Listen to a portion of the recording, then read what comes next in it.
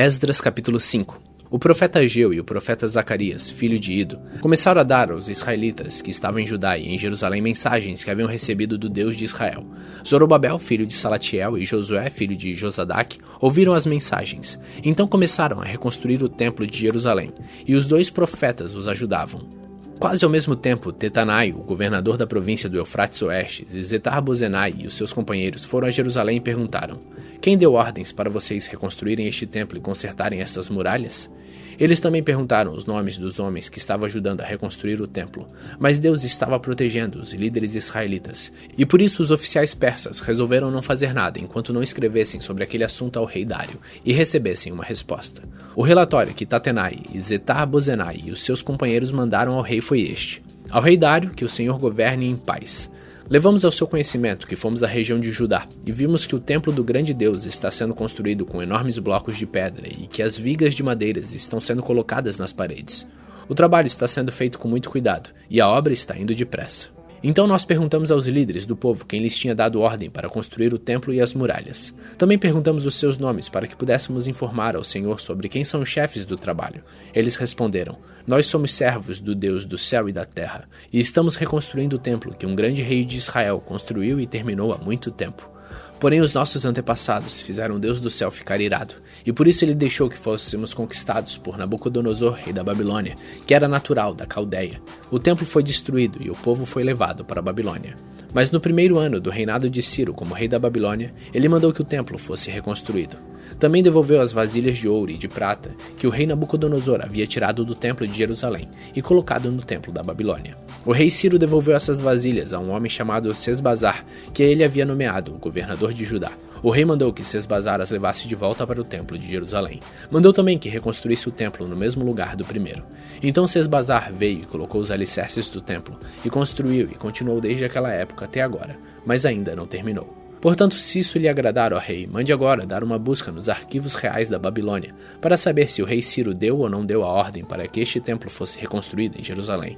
Depois nos informe o que o Senhor quer que se faça a respeito deste assunto.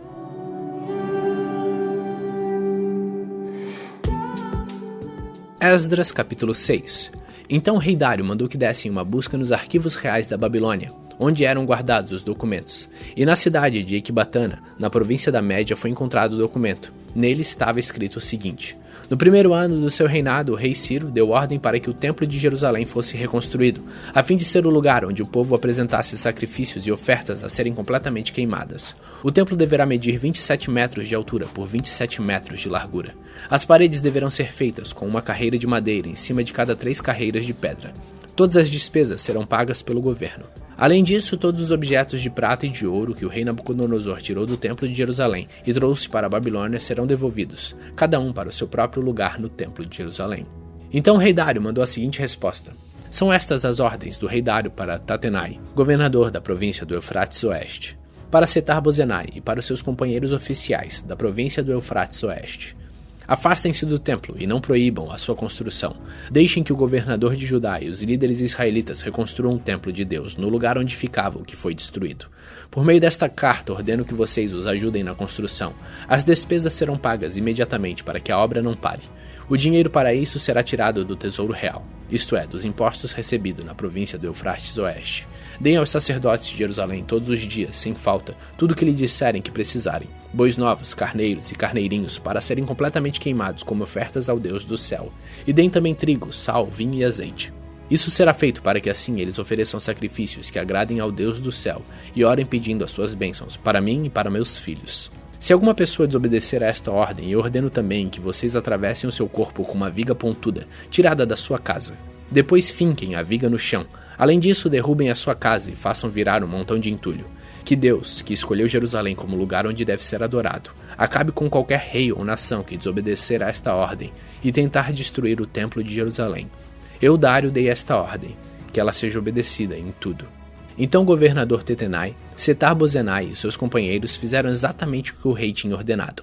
Os líderes israelitas progrediram na construção do templo, animados pelas mensagens do profeta Ageu e do profeta Zacarias, filho de Ido. Eles terminaram o templo, conforme as ordens do Deus de Israel e de Ciro, Dário e Artaxerxes, reis da Pérsia. Acabaram a construção do templo no dia 3 do mês de Adar, no 6º ano do reinado de Dário. Então o povo de Israel, isto é, os sacerdotes, os levitas e todos os outros que haviam voltado da Babilônia, fizeram a inauguração do templo, dedicando-o com alegria à adoração a Deus. Para essa dedicação, eles ofereceram 100 touros, 200 carneiros e 400 carneirinhos como sacrifícios, e 12 bodes como oferta para tirar pecados, um bode para cada uma das tribos de Israel. Também fizeram escalas dos sacerdotes e dos levitas para os serviços do templo de Jerusalém, de acordo com as instruções escritas no livro de Moisés. O povo que havia voltado do cativeiro na Babilônia comemorou a festa da Páscoa no dia 14 do primeiro mês. Todos os sacerdotes e levitas tinham se purificados e estavam puros. Eles mataram os animais para o sacrifício da Páscoa em favor de todas as pessoas que haviam voltado, em favor dos seus colegas sacerdotes e também em favor de si mesmo. Todos os israelitas que haviam voltado da Babilônia comeram da carne dos sacrifícios. Todos aqueles que haviam abandonado os costumes pagãos dos povos da terra de Canaã tinham passado a adorar o Senhor, o Deus de Israel. E todos aqueles que haviam abandonado os costumes pagãos dos povos da terra de Canaã e tinham passado a adorar o Senhor, o Deus de Israel, também comeram. Durante 7 dias eles comeram alegremente a festa dos pães sem fermento. Estavam muito contentes porque o Senhor havia feito o rei da Síria ficar a favor deles, ajudando-os no trabalho da reconstrução do templo.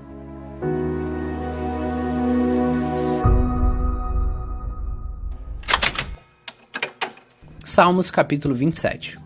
O Senhor Deus é a minha luz e a minha salvação. De quem terei medo? O Senhor me livra de todo perigo e não ficarei com medo de ninguém.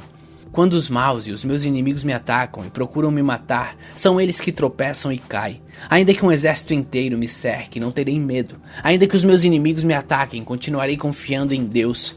A Deus o Senhor pediu uma coisa, e o que eu quero é só isso: que Ele me deixe viver na sua casa todos os dias da minha vida, para me sentir maravilhado à sua bondade e pedir a sua orientação. Em tempos difíceis, Ele me esconderá no seu abrigo, Ele me guardará no seu templo e me colocará em segurança no alto de uma rocha. Assim vencerei os inimigos que me cercam. Com gritos de alegria oferecerei sacrifícios no seu templo. Eu cantarei e louvarei a Deus, o Senhor. Ó Senhor Deus, ouve-me quando eu te chamar. Tem compaixão de mim e responde-me. Tu disseste, vem me adorar. E eu respondo, eu irei te adorar, ó Senhor Deus. Não te escondas de mim. Não fiques irado comigo. Não rejeite este teu servo. Ó Deus, meu libertador, tu tens sido a minha ajuda. Não me deixes, não me abandones. Ainda que meu pai e minha mãe me abandonem, o Senhor cuidará de mim. Ó Senhor Deus, ensina-me a fazer a tua vontade e guia-me por um caminho seguro, pois os meus inimigos são muitos. Não me entregue nas mãos desses inimigos que dizem mentiras contra mim e me ameaçam com violência. Estou certo de que verei ainda nesta vida o Senhor Deus mostrar a sua bondade. Confie no Senhor, tenha fé e coragem. Confie em Deus, o Senhor.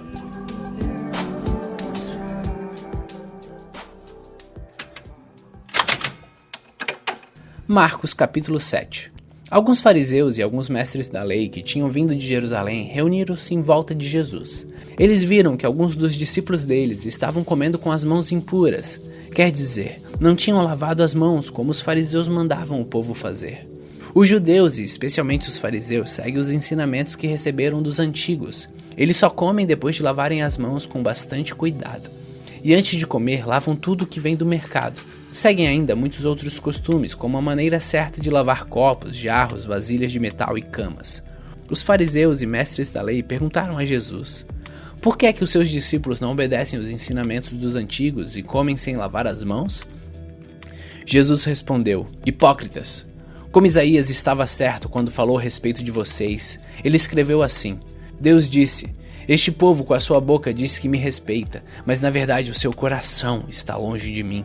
A adoração deste povo é inútil, pois eles ensinam leis humanas como se fossem mandamentos de Deus. E continuou: vocês abandonam o mandamento de Deus e obedecem a ensinamentos humanos.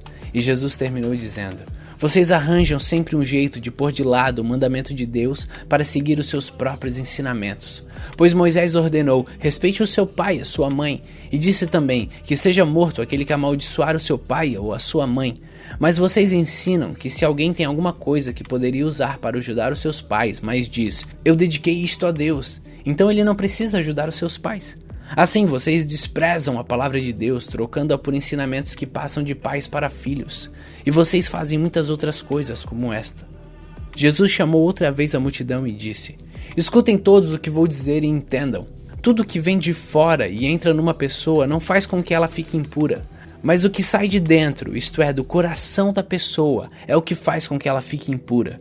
Se vocês têm ouvidos para ouvir, então ouçam. Quando Jesus se afastou da multidão e entrou em casa, os seus discípulos lhe perguntaram o que queria dizer esta comparação. Então ele disse: Vocês são como os outros, não entendem nada? Aquilo que entra pela boca da pessoa não pode fazê-la ficar impura, porque não vai para o coração, mas para o estômago e depois sai do corpo. Com isso, Jesus quis dizer que todos os tipos de alimentos podem ser comidos. Ele continuou: Porque é de dentro do coração que vêm os maus pensamentos, a imoralidade sexual, os roubos, os crimes de morte, os adultérios, a avareza, as maldades e as mentiras, as imoralidades, a inveja, a calúnia, o orgulho de falar e agir sem pensar nas consequências.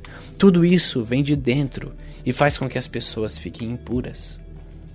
Jesus saiu dali e foi para a região que fica perto de Tiro.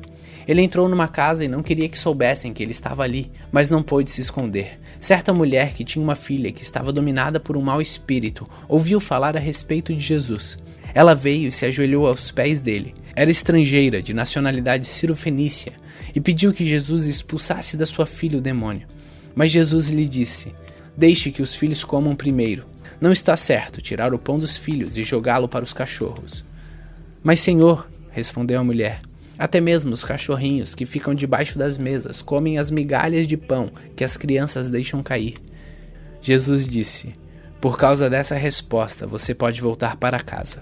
O demônio já saiu da sua filha. Quando a mulher voltou para casa, encontrou a criança deitada na cama.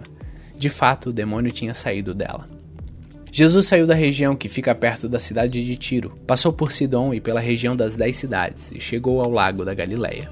Algumas pessoas trouxeram um homem que era surdo e quase não podia falar e pediram a Jesus que pusesse a mão sobre ele. Jesus o tirou no meio da multidão e pôs os dedos nos ouvidos dele. Em seguida, cuspiu e colocou um pouco de saliva na língua do homem. Depois olhou para o céu, deu um suspiro profundo e disse ao homem: Efatá, isso quer dizer, abra-se. E naquele momento os ouvidos do homem se abriram e a sua língua se soltou, e ele começou a falar sem dificuldade. Jesus ordenou a todos que não contassem para ninguém o que tinha acontecido. Porém, quanto mais ele ordenava, mais elas falavam o que havia acontecido. E todas as pessoas que ouviam ficavam muito admiradas e diziam: Tudo o que faz, ele faz bem. E ele até mesmo faz com que os surdos ouçam e os mudos falem.